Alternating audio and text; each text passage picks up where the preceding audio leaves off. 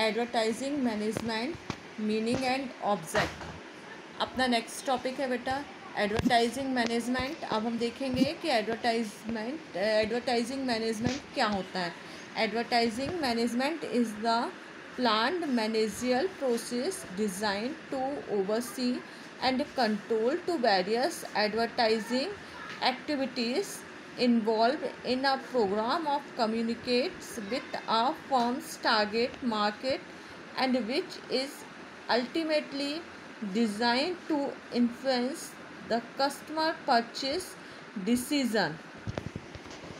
देखिए, विज्ञापन प्रबंध एक योजनाबद्ध प्रबंधकीय प्रक्रिया है। ये क्या होती है? ये एक प्रोसेस होती है जिसे एक फर्म के लक्षित बाजार के साथ मतलब बातचीत करने के लिए कार्यक्रम के अनुसार शामिल किया जाता है। अब विज्ञापन गतिविधियों की देखभाल और नियंत्रण के लिए किया गया एक डिज़ाइन है। मतलब इसको एक क्या किया जाता है, अपन एक डिज़ाइन के तहत अपनी चीज़ों को एडवर्टाइजिंग करते हैं। फिर इसके बाद advertising is just one elements in a company promotional mix and us such must be integrated with the overall marketing communication program और जिसे उपभोक्ता के खरीद निर्णय को प्रभावित करने के लिए डिज़ाइन किया जाता है। हम क्यों करते हैं एडवर्टाइजिंग प्रमोट? क्योंकि हमारा जो कस्टमर होता है उसकी जो मार्केट में खरीद मतलब चीज़ों को जो लेने के लिए वो सोच रहा है उसको अपनी चीज़ अपने प्रोडक्ट की तरह उसको मतलब एक प्रकार से अपने प्रोडक्ट की तरफ प्रभावित करना कि वो हमारी डिज़ाइन से प्रभावित हो और हमारे प्रोडक्ट को लो, है ना। Advertising is however the most expensive of all the promotional elements and therefore must be managed with care and accountability। अब देखिए, जो ये विज्ञापन जो होता है ये जितने भी हमारे एलिमेंट्स होते हैं इसमें सबसे ज़्यादा कॉस्टली होता है, मतलब सबसे ज़्यादा पैसा इसी पे खर्च होता है। और इसमें जो अपना मतलब अपन जो इसको करते हैं ये हमें ऐसे करना चाहिए, केयरफुली करना चाहिए, जिससे कि हमारा जो कॉस्ट है वो अचानक से बहुत ज़्यादा इंक्रीज़ ना हो, है ना। एडवर्टाइजिंग पे सबसे ज़्यादा खर्च होता है अगर देखा जाए तो, ये बहुत कॉस्टली भी पड़ता है। अब इसके बाद हम एक और डेफिनेशन से समझने की कोशिश करते हैं कि एडवर्टाइजिंग मैनेजमेंट क्या होता है। तो advertising simply put the telling and selling the product. मतलब क्या है? विज्ञापन सीधे तौर पर उत्पाद को बताता है और बेचता है, मतलब उसको उसके बारे में आपको ज्ञान करवाता है और बेचने में मदद भी करवाता है। एडवर्टाइजिंग मैनेजमेंट दो is a complex process of employing various media to the selling of product और सर्विस। विज्ञापन प्रबंध हालांकि किसी उत्पाद या सेवा को बेचने के लिए विभिन्न मीडियाओं को नियोजित करने की एक प्रक्रिया है। मतलब जितने भी हमारे जो एडवर्टाइजिंग मैनेजमेंट होता है इस एक कॉम्प्लेक्स मिश्रित प्रोसेस होती है एम्प्लॉइंग और मीडिया जो है उसके थ्रू, मतलब अपने प्रोडक्ट और सर्विस को सामने वाले के सामने में बताना कि हमारा ये चीज़ चाहिए, हमारा प्रोडक्ट है। This process began quite early from the marketing research and encompasses the media companies that help sell the product. यह विपणन प्रक्रिया में जो हमारे जो है उसमें अनुसंधान काफ़ी पहले हो चुका रहता है और उत्पाद बेचने में मदद करने वाली मीडिया हमारी हेल्पफुल होती है। मतलब इन हमारे जो हम प्रोडक्ट है उसको बेचने में हमारी जो मीडिया कंपनीज़ है वो बहुत हेल्प करती हैं एडवर्टाइजिंग में। इसके बाद हम देखते हैं ऑब्जेक्टिव्स। ऑब्जेक्टिव्स क्या क्या हैं?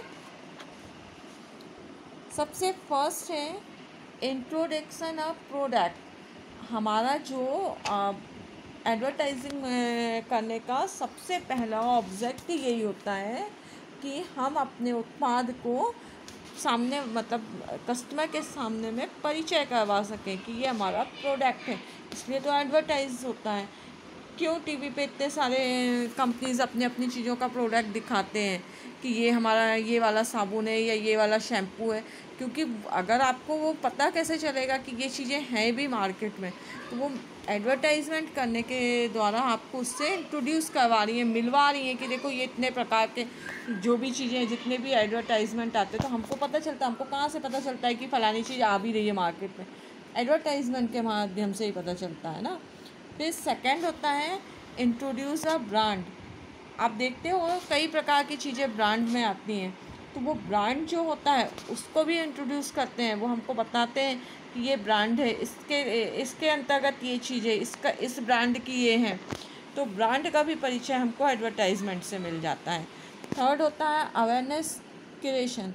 कई एडवर्टाइजमेंट सिर्फ अवेयरनेस फैलाने के लिए किए जाते हैं, क्योंकि वो हमको अवेयर करते हैं चीज़ों से। जैसे कि आप देख रहे हो अभी कोरोना के लिए कई एडवर्टाइजमेंट किए जा रहे हैं, तो वो हमको क्या कर रहे हैं? अवेयरनेस क्रिएशन कर रहे हैं, हमको अवेयर कर रहे हैं, जागरूकता का सृजन कर रहे हैं, जागरूक बना रहे हैं कि भाई वो बोलते हैं कि आपको 30 सेकंड तक हाथ धोना है, या फिर आपके पास कई चीज़ों के लिए आपको मास्क पहनना है। तो ये सब क्या है?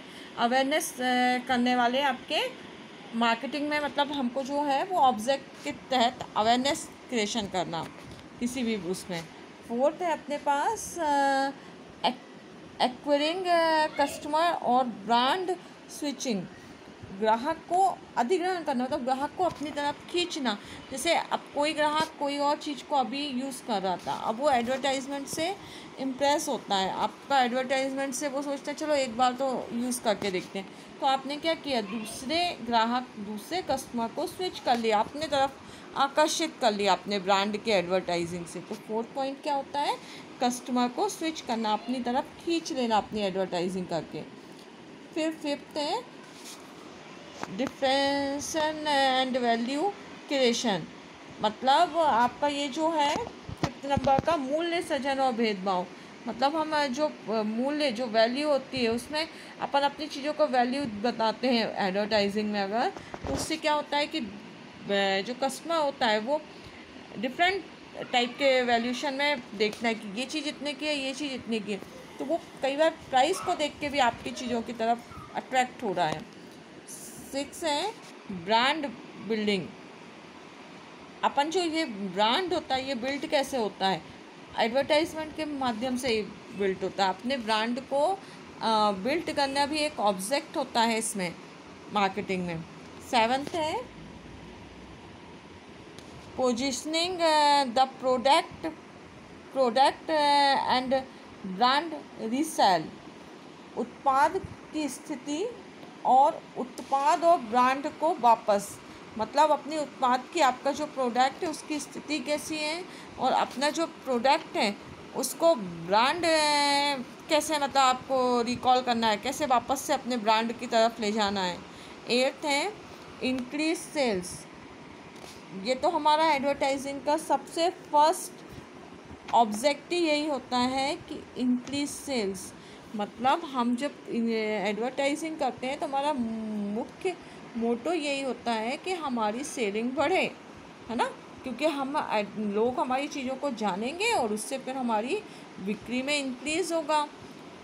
फिर 9th है इंक्रीज प्रॉफिट। जब सेलिंग बढ़ेगी तो प्रॉफिट ऑटोमेटिकली बढ़ना है। तो इसमें तो कोई बात ही नहीं है समझने की कि अगर आपका सेल्स बढ़ गया तो प्रॉफिट तो बढ़ेगा ही। और एडवर्टाइजिंग करने का मेन मोटो यही होता है कि आपका प्रॉफिट और सेल्स दोनों बढ़े। 10th है क्रिएट डिज़ायर। इच्छा, मतलब लोगों की इच्छा। जैसे कई बार ऐसा होता है कि हमारी कोई चीज़ लेने की इच्छा नहीं है, तो उसका एडवर्टाइजमेंट देख के हम उस चीज़ के प्रति आकर्षित हो रहे हैं, तो लोगों की इच्छा शक्ति को बढ़ाना। फिर है कॉल टू एक्शन। लोगों को मतलब उस चीज़ को लेने के लिए इच्छा आई और इच्छा को पूर्ण करने के लिए उसने एक्शन किया, मतलब उसने कार्यवाही की कि वो बाज़ार गया और उसने उस सामान को ख़रीदा। तो ये सारे के सारे हमारे ऑब्जेक्ट हैं एडवर्टाइजिंग मैनेजमेंट के।